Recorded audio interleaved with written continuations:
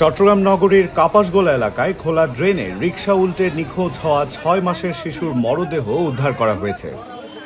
দুর্ঘটনার প্রায় ১৪ ঘন্টা পর আজ শনিবার সকালে চাক্তাই খাল থেকে শিশুটির মরদেহ উদ্ধার করেন স্থানীয়রা।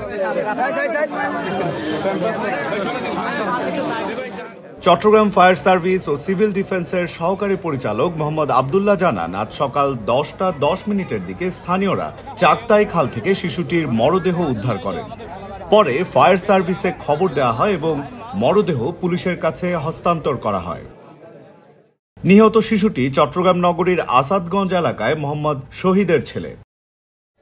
ফায়ার সার্ভিস জানায়, গতকাল রাতে শিশুটি তার মায়ের সঙ্গে রিকশায় যাচ্ছিল। নগরের কাপাসগোলা নবাব হোটেলের সামনে রিকশাটি নিয়ন্ত্রণ হারিয়ে নালায় পড়ে যায়।